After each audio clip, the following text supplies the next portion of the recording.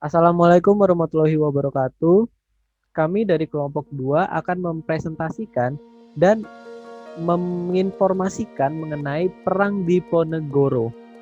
Nah, di sini pada kesempatan kali ini kami akan menjelaskan latar belakang perang tersebut, lalu ada siapa sih Pangeran Diponegoro, lalu tokoh-tokoh mana aja yang berperan dalam perang tersebut. Lalu akhir perang ini tuh kayak gimana? Apa damai kah atau bagaimana? Nah, ada dalam presentasi berikut. Nah, sebelum masuk ke presentasinya, kami akan memperkenalkan nama kami masing-masing. Ya, nama saya Aisyah Hanujara, absen 2. Saya Betara Angger, absen 9. Nama saya Dinda Nabila Putri, absen 11. Saya Faza, absen 16. Saya Margareta Anggi, absen 19. Saya Muhammad Rifki Gifari, absen 22. Saya Muhammad Brafedianto Octaviga, absen 24. Dan saya Theodori Raditya Kusuma, absen 35. Nah, siapa sih Pangeran Diponegoro? Nah, Pangeran Diponegoro lahir tanggal 11 November tahun 1785. Nah, ia lahir di Keraton Yogyakarta dan ia adalah putra sulung dari Hamengkubuwono III dan R.A. Mangkarawati. Nah, dari kecil tuh ia udah dipanggil Raden Mas Antarawira. Namun setelah dia beranjak dewasa, ia dipanggil Pangeran Diponegoro. Nah, kenapa demikian? Karena Pangeran Diponegoro itu merupakan putra dari seorang bangsawan pada kala itu. Makanya ia disebut Raden Mas dan dipanggil Pangeran pada saat ia dewasa. Nah, Diponegoro dianggap bangsawan yang rendah hati oleh seluruh rakyatnya.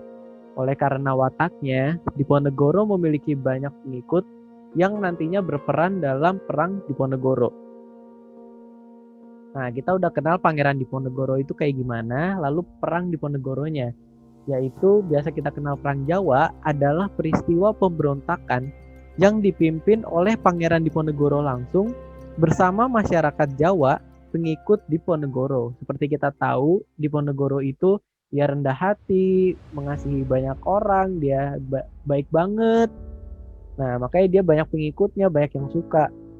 Nah, pada perang ini terbilang perang besar yang pernah terjadi di bawah kekuasaan pemerintah kolonial Hindia Belanda.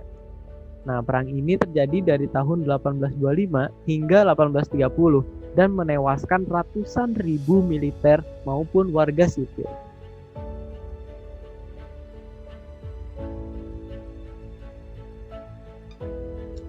Selanjutnya adalah latar belakang Perang Diponegoro.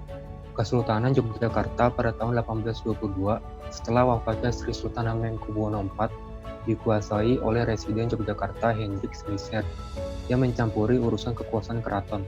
Sementara itu, Gubernur Jenderal Van der Capellen meminta seluruh tanah sewa dikembalikan kepada pemilik dengan kompensasi tertentu. Hal ini tidak disetujui Pangeran Diponegoro karena akan membawa keraton kepada kebangkrutan atas banyaknya tanah yang dikembalikan. Namun Smisser berhasil meyakinkan Ratu Ageng dan Putih Danurejo selaku wali raja untuk memuluskan kebijakan tersebut. Keraton terpaksa meminjam uang dari Kapitan Tionghoa untuk membayar kompensasi tersebut. Selanjutnya adalah penyebab Perang Diponegoro. Perang Diponegoro disebabkan oleh menguatnya pengaruh Belanda di dalam keraton. Banyak di antara punggawa keraton yang memihak Belanda karena mendapatkan keuntungan sendiri. Pangeran Diponegoro memutuskan hubungan dengan keraton pada Oktober 1824 dan pulang ke Tegalrejo. Ia membahas kemungkinan untuk melakukan pemberontakan pada Agustus tahun selanjutnya. Ia menghapus pajak bagi petani untuk memberikan ruang pembelian makanan dan senjata. Pada akhirnya pecah pada Mei 1825 ketika Smisser memperbaiki jalan Yogyakarta-Magelang melalui Tegalrejo. Patok-patok jalan ini melewati makam leluhur Diponegoro sehingga menyebabkan kemarahannya. Ia memerintahkan mengganti patok tersebut dengan tombak sebagai pernyataan perang terhadap Belanda dan Keraton Yogyakarta. Nah, kronologi Perang Diponegoro tuh kayak gimana sih? Yang pertama itu pada bulan Mei 1825, pemerintah Belanda memerintahkan pembangunan jalan dari Jogja ke Magelang lewat Muntilan. Terus dia mengubah rencananya dan membelokkan jalan itu melewati Tegalrejo. Jalan itu melewati makam leluhur Pangeran Diponegoro, makanya dia marah kan, jadi dia memutuskan untuk mengangkat senjata melawan Belanda. Lalu pada tanggal 20 Juli 1825, Belanda mengepung kediaman Pangeran Diponegoro. Tetapi Belanda tidak berhasil menangkap beliau, akhirnya Belanda membakar habis kediaman Diponegoro. Nah, sebelumnya itu, Pangeran udah sempat nyelamatin diri ke arah barat menuju Desa Bekso di Kabupaten Kulon Progo, lalu ke selatan sampai di Gua Selarong.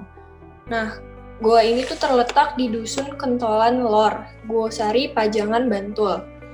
Nah, kemudian dijadikan sebagai basis pasukan. Setelah penyerangan, dimulailah perang besar selama 5 tahun. Rakyat pribumi bersatu di bawah kepemimpinan Diponegoro.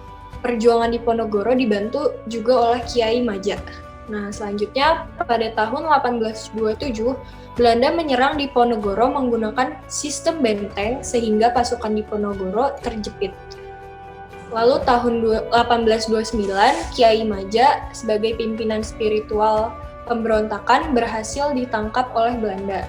Kemudian Pangeran Mangkubumi dan panglima utamanya, yaitu Sentot Ali Basha, menyerahkan diri kepada Belanda.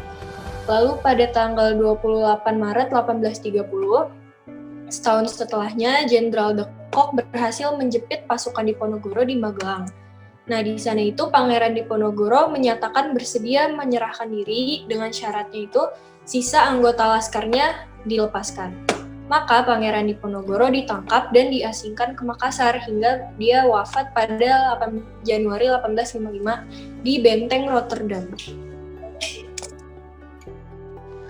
Lalu berikutnya ada tokoh-tokoh yang berperan penting di Perang Jawa ini. Yang pertama ada Pangeran Diponegoro. Pangeran Diponegoro memutus hubungan dengan kerajaan untuk melawan Belanda. Ia memobilisasi pangeran, petani, bandit, dan penduduk biasa untuk membantunya mengorbankan perang yang berlangsung selama 5 tahun. Lalu yang kedua ada Kiai Mojo, di mana beliau merupakan sepupu Pangeran Diponegoro yang membantu perjuangan Diponegoro. Beliau juga merupakan seorang pemimpin spiritual dan seorang panglima perang. Lalu yang ketiga ada Sentot Ali Basha Prawirodirjo, keponakan dari Hamengkubuwono IV yang memiliki dendam terhadap Belanda, mendukung Diponegoro mengobarkan pemberontakan. Dan yang terakhir yaitu yang keempat, Jenderal de Kock, Gubernur Jenderal Hindia Belanda yang bertugas memadamkan api pemberontakan Diponegoro di Jawa. Ia menerapkan kebijakan benteng stel-sel untuk mengepung pasukan Diponegoro dan menangkap pemimpin perang masyarakat Jawa.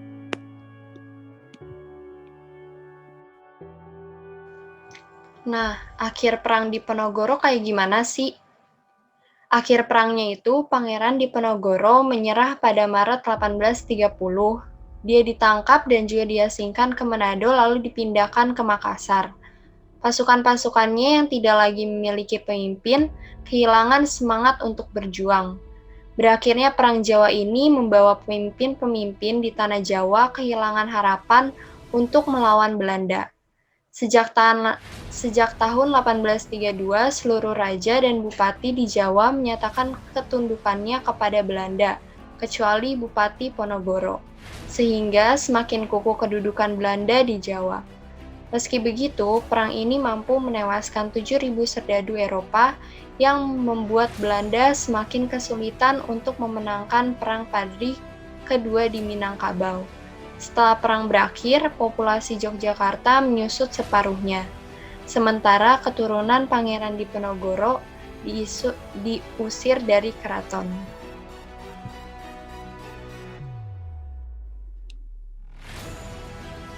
Dampak dari Perang Diponegoro. Yang pertama, menewaskan 200.000 orang di Indonesia.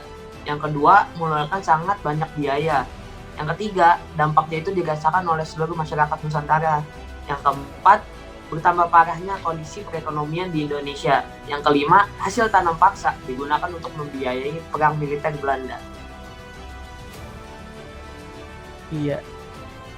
Jadi ada sebuah pepatah yang kami ambil dari kata-kata perang Diponegoro, yaitu aku adalah pejuang. Sebagai pejuang, tugasku adalah berjuang. Soal kalah atau menang itu bukan urusanku, karena tugasku adalah berjuang. Sekian dari kelompok kami. Kurang lebihnya mohon maaf. Kiranya teman-teman dan para penonton dapat mendapatkan informasi lebih lagi mengenai perang Diponegoro. Sekian dan terima kasih. Wassalamualaikum warahmatullahi wabarakatuh.